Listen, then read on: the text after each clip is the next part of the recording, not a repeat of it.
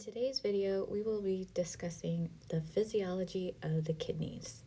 So first we're going to review kidney structure, talk about the nephron, and then start talking about the function, beginning with glomerular filtration and the function of the different segments of the nephron. So as a whole, our kidneys do a lot for us. They are essential because they help maintain homeostasis in a really big way. They help maintain the blood plasma volume, which is going to contribute to our blood pressure, which also contributes to the concentration of solutes like sodium, water, bicarbonate, as well as maintaining water concentration within the body as well. So it maintains homeostasis of all of that, which is really maintaining homeostasis of our blood. Another byproduct of that is maintaining the balance of the pH by its selective reabsorption of those certain solutes, which, is the acid-base balance of the body. And then last but not least, it also eliminates waste products like ketones, drugs, urea, and creatinine. So to review the structure of the kidney, here we have the kidney macroscopically, and on the outside we have the cortex, and on the inner portion we have the medullary pyramids. And if we look closely, we see that we have millions and millions of nephrons that are spanning the cortex and the medulla. They are going to be what are our functional units. They are going to filter out the blood, and that filter is going to go into the renal pelvis via the minor calyx, the major calyx, and then out the renal pelvis, down the ureter to the bladder. So if we look closely here, we're going to focus on our nephrons, because we're talking about the function of the nephrons today. And as we should remember from anatomy, our blood is going in via these cortical radiate arteries, and then into the nephron via the afferent arteriole, into the glomerulus, and then out via the efferent arteriole. And then that efferent arteriole kind of wraps around and becomes these peritubular capillaries, and this is actually where oxygenation occurs. And then it's going to go back via those cortical radiate veins. So those are the blood vessels of the nephron, the blood vessels around the nephron. But then we have the tubes of the nephron. And so I'm going to draw that in orange maybe. We have the Bowman's capsule, the proximal convoluted tubule, the nephron loop, and then the distal convoluted tubule, which is really small over here. And then those are going to collect filtrate, and that's going to go into the collecting duct, into the minor calyx, major calyx, renal pelvis, ureter, and into the bladder, and then out the body. So there are two different nephrons here, and they're named based off of where they reside within the renal pyramid. The cortical nephron is called the cortical nephron because it stays more within the renal cortex, whereas the juxtamedullary nephron, it's called juxta because it's kind of juxtapositioned between the cortex and the medulla. And so it kind of begins in the cortex. All Bowman's capsules and all glomeruli are in the renal cortex. But then notice that the nephron loop goes into the renal medulla, and this is going to impact the type of urine that is produced by these nephrons.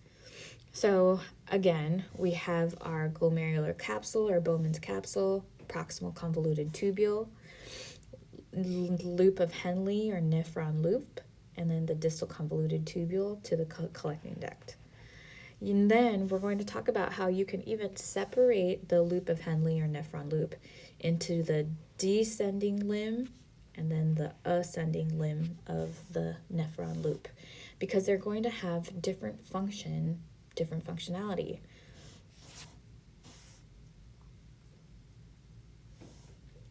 So we're going to look closer at the glomerulus.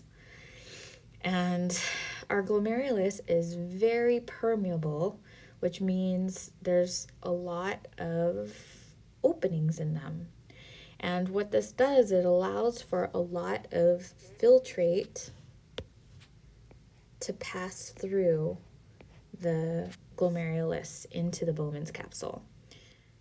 Blood cells, however, and proteins do not filter out, and those continue on within the efferent arteriole into the peritubular capillaries, and that's where oxygenation occurs. So there are three processes when we talk about urine formation, and then there's excretion. That's not a process of urine formation, right?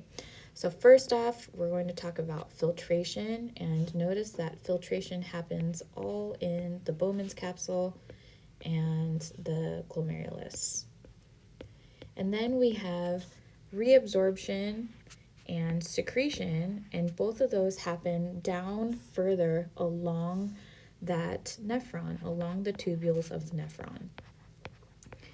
And then it's going to go out the collecting duct, minor calyx, major calyx, renal pelvis, ureter, bladder, and then out the urethra, and that's what excretion is. So let's look closer at the structure of the glomerulus and the Bowman's capsule. The glomerulus is made up of a capillary, which you can see the simple squamous capillary endothelium here, and notice that it is fenestrated, which means it has big wide gaps in it to allow for excess filtration to occur.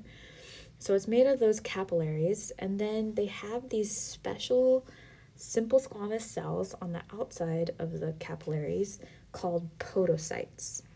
Podocytes are called podocytes because they kind of have these like projections, like legs, like pods, and those pods have legs, and so they're like branching off of branches, and you can kind of see it here. And what that does is it's going to form these slits, these filtration slits, and that's what allows for this filtration to occur. There is a basement membrane here, and so the basement membrane is of the capillary, and so there's the simple squamous epithelium of the capillary, the basement membrane, and then the podocytes. And what this is going to do is going to allow for molecules to be filtrated. And just as I said before, blood cells, red blood cells, white blood cells, don't get filtered out.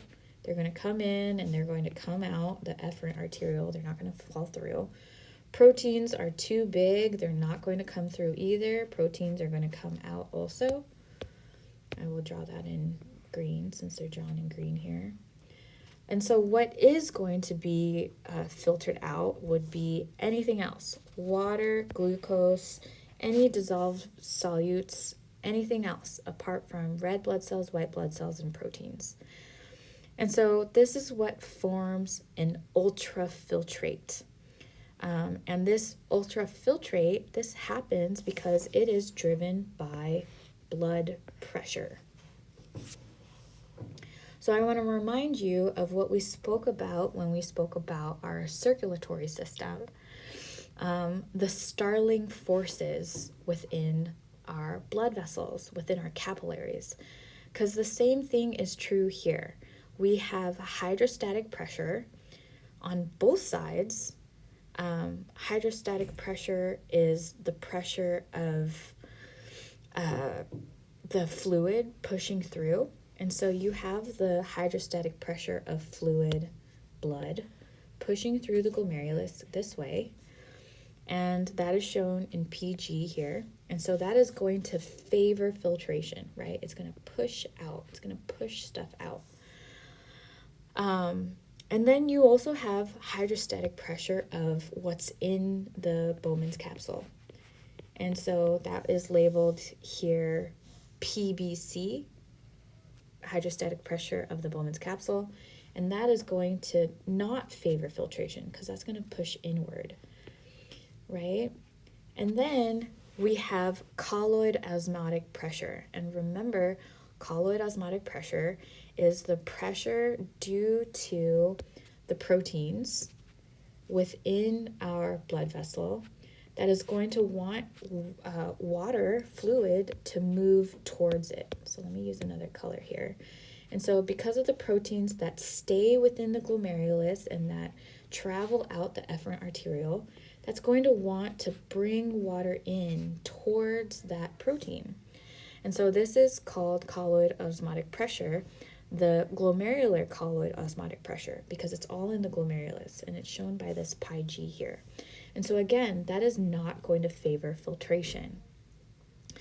And then, there is colloid osmotic pressure on the other side, on the Bowman's capsule side, but so there might be a teeny bit of protein here, but it's so little because remember, protein does not come out here. It shouldn't.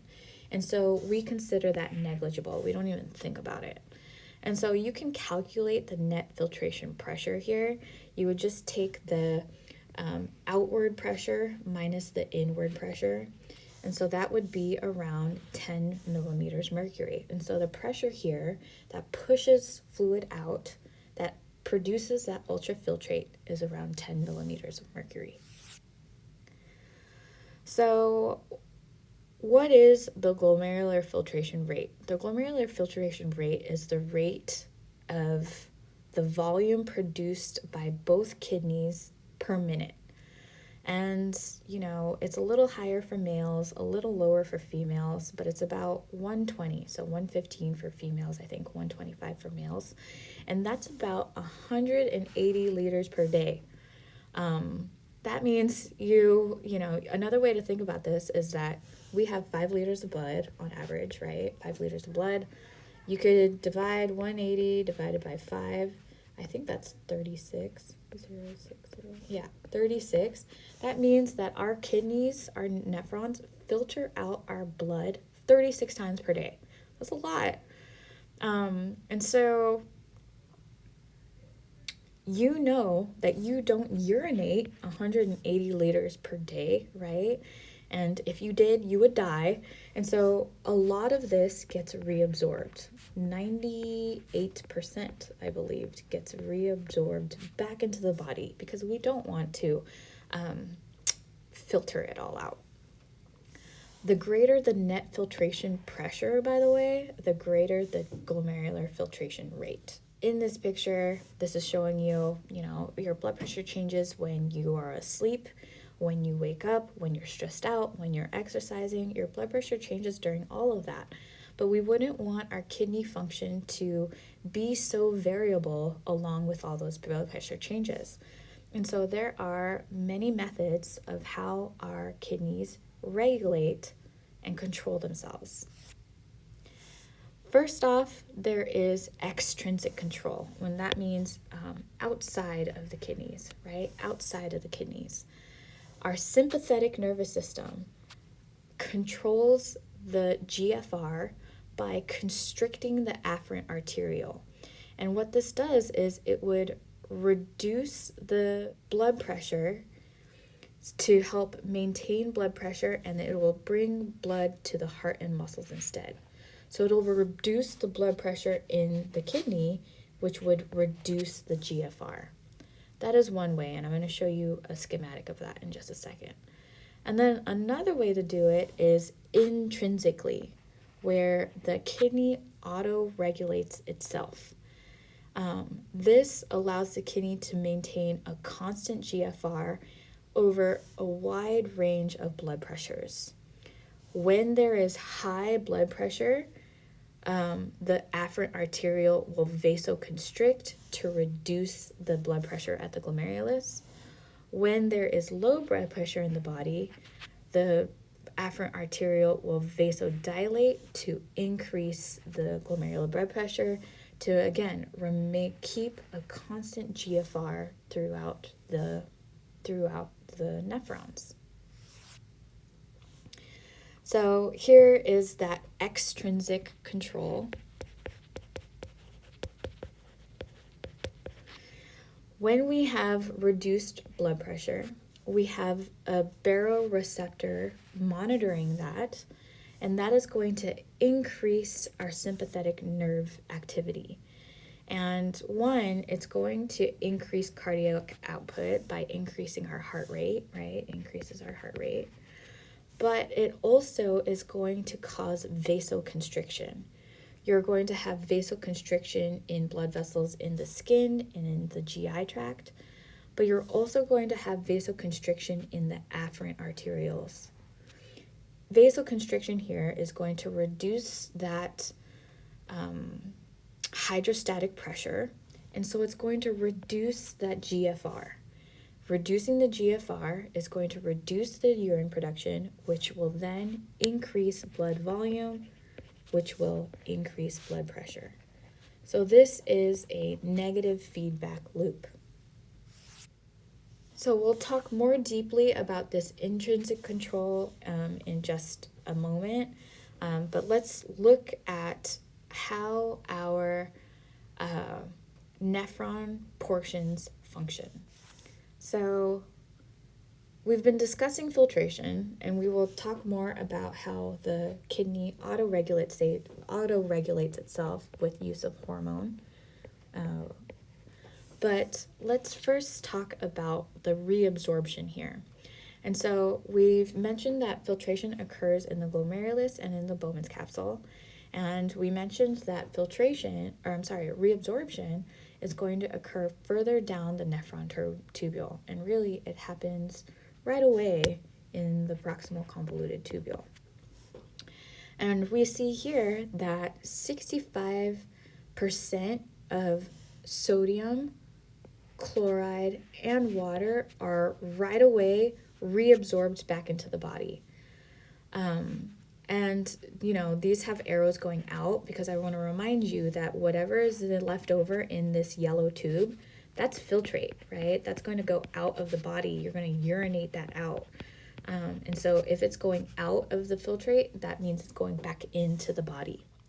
So there is a high concentration of sodium in the lumen, in the open space of the tubule, but in the proximal cell, the cell of the proximal convoluted tubule, the concentration here is low because of this active transport. So let me show you this picture. But first off, I want to say so much of this gets filtered out within the Bowman's capsule, but then right away, much of it gets reabsorbed back. And so I kind of think of this as like the Marie Kondo method, if you've watched that Netflix show or watched that or read the book. She's the small Japanese woman who has this when you want to clean out your closets, you pull everything out and then you put back the things that give you joy, right? And so it's kind of the same thing here, where you pull out way more stuff that, even though you know that you're not going to toss all this stuff out, that's what's occurring in the filtration, but then the body is like, oh wait, I want all this stuff back, and 65% of it is readily absorbed.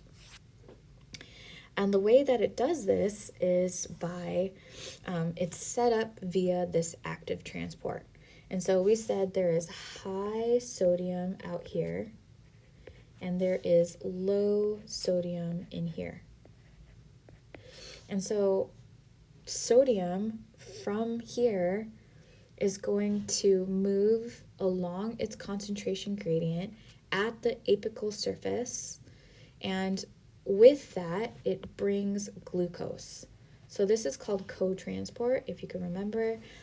Sodium is moving along its concentration gradient, and glucose kind of tags along.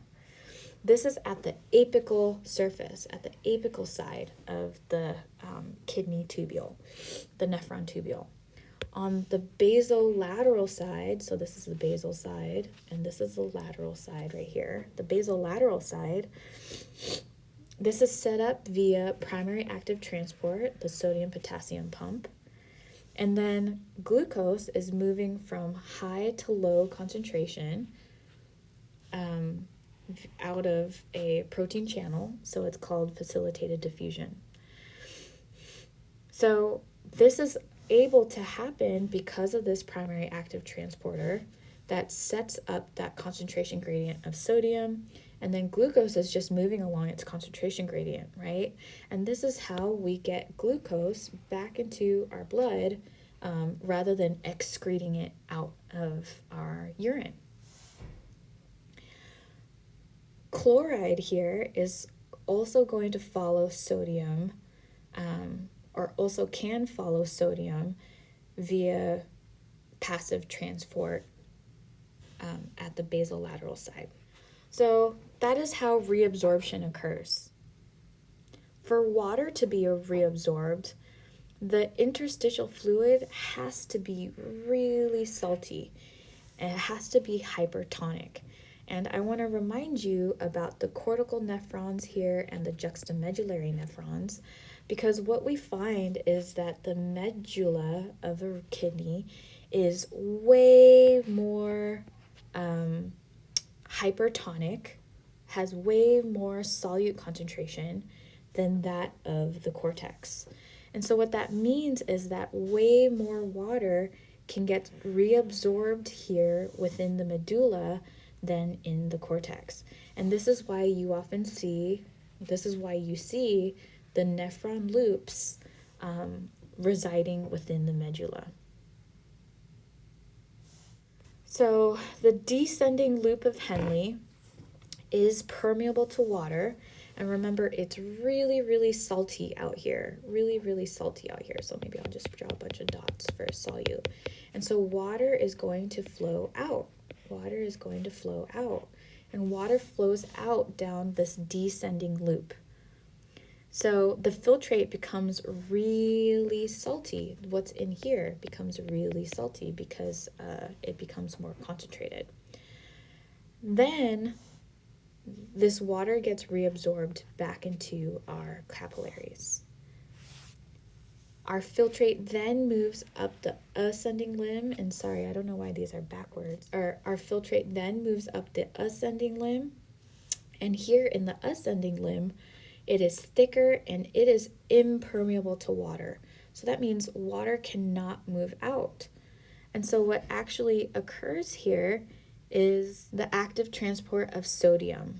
And then chloride is going to follow via passive diffusion. Water cannot move out. Water is impermeable anyway. So what this does is it makes that medulla really salty, and it makes the filtrate a little more dilute, so more hypotonic.